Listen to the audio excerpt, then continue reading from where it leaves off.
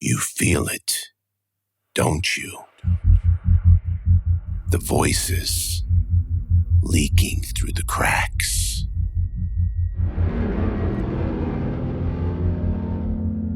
That pressure against the inside of your skull. You didn't find Mad Tales. Mad Tales found you.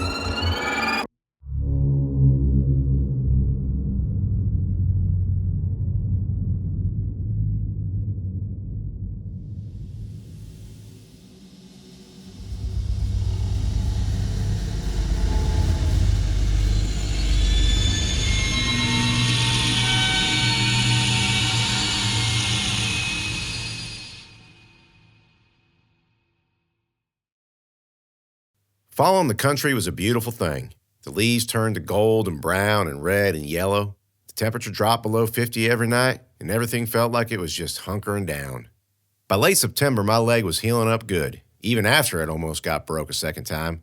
My second cast was off, but I still had a boot on. I was worried, though, because I needed physical therapy to get back to normal, and physical therapy cost a lot of money we didn't have. Daddy didn't want to hear it. "You're getting PT," he said. He was sitting in his chair in front of the fireplace, sharpening his knife, a big bow he'd had since he was a kid. I liked the sound it made as he scraped against the sharpening stone. "How? You gonna sell your new pickup truck?" "No, but I will plant some winter pot." "I thought you said that was dangerous. Don't the feds have them thermal cameras?"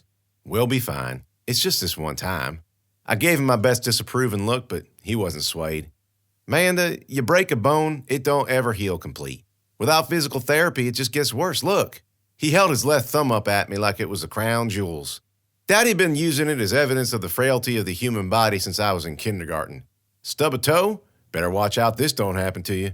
Bruise a rib? I bet it looks like this." And it did look pretty gross. Damn thing was crooked as a senator. It twisted to the left and almost ran straight into his pointer finger before it straightened out again. And there was a notch in it down at the bottom, like whatever happened and created a new knuckle. He could have gotten it fixed, but he said he liked it that way, mainly because he could dislocate it at will. It was his favorite party trick. Tie his wrists together, pop his thumb out of joint, and slip out of the bind. "Fine," I said, "but if you get busted, I better not hear no complaints." "If I get busted, you won't hear a thing from me. I'll be in the federal pen." A few nights later, a goat drowner rolled through the country. I was jolted out of sleep by a clap of thunder so loud that it shook the whole house. I started to freak out a little bit, but before it could get out of control, Daddy poked his head in my room and said, "Don't sweat it, Sugar Booger. It's just a thunderstorm." "Don't call me Sugar Booger." "Okay." I went back to sleep to the soothing sound of sheets of rain punctured by Daddy's startled muttering every time lightning struck. The next morning was calm and clear. The house was still when I woke up, and when I shuffled into the kitchen, I saw the note Daddy'd left on the counter. "Blues," it said, in his typically verbose style. Blue was a former Marine. He owned a guns and ammo store in Partlow. He and Daddy had an arrangement. Daddy kept him in as much pot as he could smoke, and Blue kept Daddy in as many bullets as he could fire. Doctor said I should be walking around as much as I could, at least until it began to hurt, and after breakfast, I decided to head out into the yard and do some chores and clean up. The storm had downed a few trees on the edge of the fields, and a handful of shingles had blown off the barn roof, but other than that, everything was basically fine. I just sat down on the back step with a cup of coffee when a boy came walking out of the woods. Number 22, one of the barn cats who thought he was a house cat, rubbed himself up against my leg, and I pet him and he meowed. I pointed my mug at the kid who was now walking across my backyard. "Look there, number 22. That's little Seb Mack."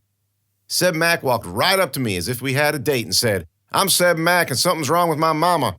Seb Mack didn't have to walk 10 miles from his broke-down trailer to my back step to provide me with that information. Everybody in Spotsy knew who his mama was, and everybody in Spotsy knew there was something wrong with her. Hell, there was something wrong with the entire Mack family. Fathers, mothers, uncles, cousins, grandparents, probably even some distant relations we ain't never met. "I know who you are, Seb Mack. What's wrong with your mama this time?" "She ain't right." Then the weirdest thing happened. Number 22 hopped up on the rail behind me, took one look at Seb Mack, flattened his ears, and took to hissing and growling. Seb Mack locked eyes with him and glared. And that's when I noticed the deep black bags under his eyes and how pale his face looked. Mama Mack preferred her chemicals and alcohol to the feeding and maintenance of her offspring, but none of them ever looked as sick and as malnourished as Seb Mack did right at that moment. I could see the bones of his cheeks, and the skin around his forehead looked clenched and thin, like it had been torqued tight with a socket wrench. He took what looked like an involuntary step toward the cat, his arm partially raised, and number 22 leapt off the rail and sprinted away, nearly running right into Daddy as he came around the corner carrying a new flight of plants. My leg was getting tight, so I stretched it out in front of me. "Hey, Daddy." "Hey. How are your errands?" "Got her done." He brought the flat over to the steel bulkhead that led to the cellar and put it down on the grass. "What's he want?" he asked, fishing the keys out of his pocket. "You want to tell him, Seb Mack?" "I'm Seb Mack, and something's wrong with my mama." Daddy kneeled down and unlocked the bulkhead, pulling it open with a squeal. "Hell, boy, you didn't have to walk all the way over here to tell me that." "Daddy, stop. Look at him." "Amanda, I ain't got time to deal with the Macks today. Just come here and look at him." Daddy sighed and came over, held the boy's chin and turned his head from side to side. "What's she got into now, boy?" Number 22 sauntered over as if nothing had ever happened, and Seb's eyes locked onto him. "She been beating you? Feeding you? When's the last time you had a bath?" Seb followed the cat, and his hands started to flex and relax, flex and relax. Kept doing that until Daddy snapped his fingers in front of the boy's eyes. "Hey, Seb Mack, you hear me? Mama got the infection." "Infection? What infection?" "She gave it to Amaryl and Brindle." Amaryl and Brindle were Seb Mack's little sisters. "Your mama got your sister sick?" "She made him sick. Fed him to the Hive." Daddy stood up and put his hands on his hips. I knew what he was thinking. Damn, that Hive again. "Amanda, I'll go get your guns." Seb Mack sat between Daddy and me on the drive over. Daddy tried to press him for more information about the Hive, how big it was, what it looked like, why it ate kids, why his mama was feeding it kids, but Seb refused to answer. Daddy grit his teeth. "Anybody ever tell you it's rude to ignore people?" It was noon by the time we made it out to the Mack's place.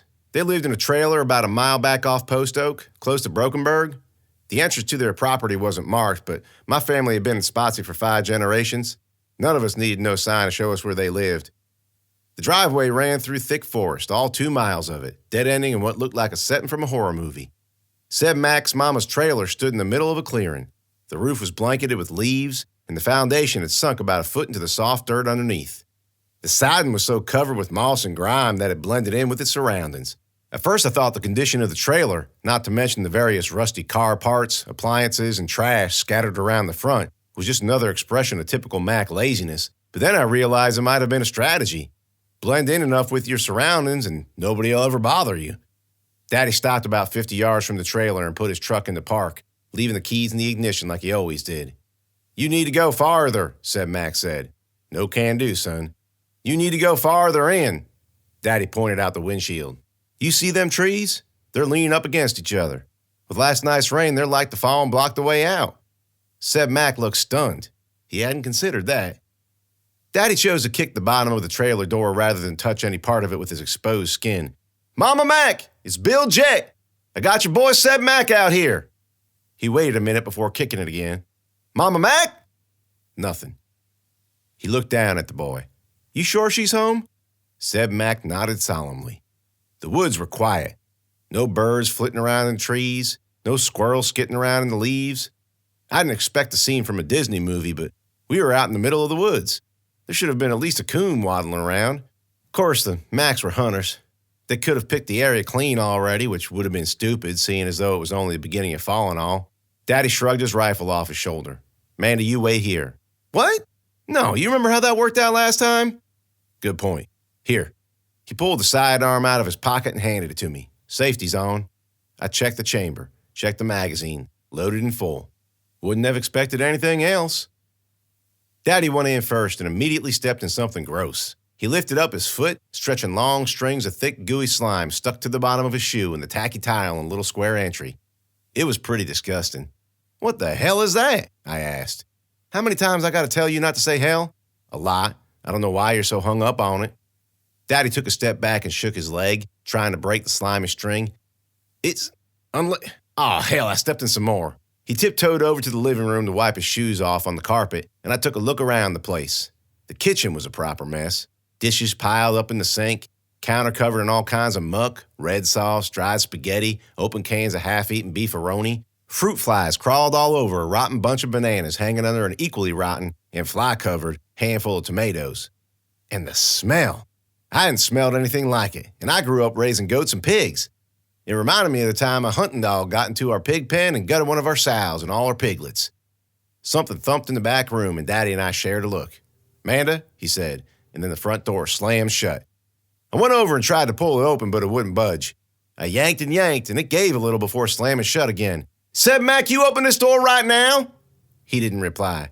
"Seb Mack, I swear to God, I'm going to shoot this thing to bits if you don't let it go." I had no intention of doing so, but he was just a kid, so it didn't hurt to try and scare him. I was about to threaten him again when his face popped up in the window next to the door. "Seb Mack, you open this door!" He stared back at me. Then another face showed up, and another, and another. Faces popped up in all the windows, and the one over the sink, the two in the living room, Max, all of them. It looked like the entire clan had showed up. Seb's uncles and aunts, brothers, sisters, cousins. And if that wasn't creepy enough, they all started banging on the side of the trailer. The trailer wasn't exactly professionally anchored to any real foundation, so you can imagine the effect that had. Glasses fell and broke on the tile, the velvet posters of dogs playing poker and Elvis and skeletons at a feast too. I backed away to the middle of the living room and stood back to back with Daddy. "Let's go," he said. "Well, where are we going?" "Well, maybe there's a way out the back." "You gonna punch a hole in the wall?" "Might already be one there." The hallway to the back was so narrow that we had to walk single file. Daddy first, then me. This is where the bedrooms were. Daddy pulled the sliding door of the first one aside, but it was empty. And judging by the crayon drawings and the decapitated dolls, this was where little Amaryl and Brindle slept. Or performed voodoo ceremonies. I didn't need to see the cutout magazine covers of football players scattered all over the floor to know the next one was Seb Mack's. Both of them had windows, and both them windows was filled with Max. That left the master. And unlike the others, it had a door with hinges, but it was shut and locked tight. Daddy said, "Give me some space." I did, and he leaned back and leveled a powerful kick at the door. If he'd kicked the handle, he might have gotten the result he was aiming for, but this was a hollow core door, about as solid as a balloon, and his foot crashed right through and got caught on the other side. "Ah, hell," he said, yanking it out. I leaned over to look through the hole he made. The room was predictably depressing. It had just enough space to fit a queen-size bed and a little chest of drawers at the end. I was about to say I didn't see anything when Mama Mac's face shot up on the other side. She was red-eyed and green-skinned, and something was bulging in her cheeks. "Jesus!" I screamed. But before I could pull away, she coughed, and a green cloud shot right into my face. I fell back, retching and hacking as a green cloud slicked down my throat and into my lungs. I could hear Daddy screaming my name, and the door to Mama Mac's room explode. Then it sounded like all the windows all over the trailer burst in at the same time, and my head was filled with a roar and a fury. I'd like to say I passed out. That would have been nice. But I was awake through the whole thing. I saw Daddy shoot Mama Mac. I saw Mama Mac jerk like she'd been pinched with a pea shooter, not clobbered with a 30-06. I saw the hallway flood with people. Daddy got off a few more rounds before they took him down. Then Mama Mac burst out of her room and jumped on him, leaned over his face and heaved out a thick cloud of that green stuff. Everything kind of went herky-jerky after that. They tied our feet together with rope, did the same to our hands, laying them on our chests, making sure to cinch Daddy's up extra tight. Then they carried us out to the woods. Must have walked for at least a mile, up and down hills, deeper and deeper into the darkest part of Spotsylvania I never wanted to see. They lugged us all the way out to a clearing in the middle of the woods, where another hive was waiting, laid us out next to two other unconscious people, and stood around us in a semicircle. Seb Mack tramped up behind, looking ridiculous with Daddy's rifle strapped over his shoulder and my gun jammed into his belt, but he was the one who was strapped, not me. The green haze started to wear off, and I was finally able to think clearly. Problem was, thinking put me in a panic, and panicking didn't do nothing to help. Then I smelled it. The rot. Worse than in Mama Mac's trailer. Worse than that time our pigs got killed. I sat up and looked around. Bodies. At least a dozen. All of them with their feet and wrists tied tight with rope. All of them in various stages of decomposition. All of them with a hole the size of a bowling ball in their chests. If I thought I was panicking before, I didn't know what the word meant. "Who the fuck are you?" It was a guy on the other side of Daddy. He'd come around too. He was wearing city clothes, jeans, and a button-up, and his face was pale and his lips was blue, but he was alive. At the sound of his voice, Daddy's eyes popped open. "Daddy!" I said. He didn't move. "Daddy, wake up!" All the Macs but Seb started to sing, and it was a horrible noise, deep and guttural, filled with a weird dissonance. My chorus teacher played us a song once that sounded like it. I can't remember the composer, but it was some old German guy. It was terrible music, and the noise coming out of the throats of the things around us sounded exactly like it. The The city boy didn't like it too much neither. "The fuck is this?" he yelled. "What the fuck is wrong with you fucking rednecks?" The hive in the clearing cracked open, and those stupid tentacles slithered out again, 4 of them this time.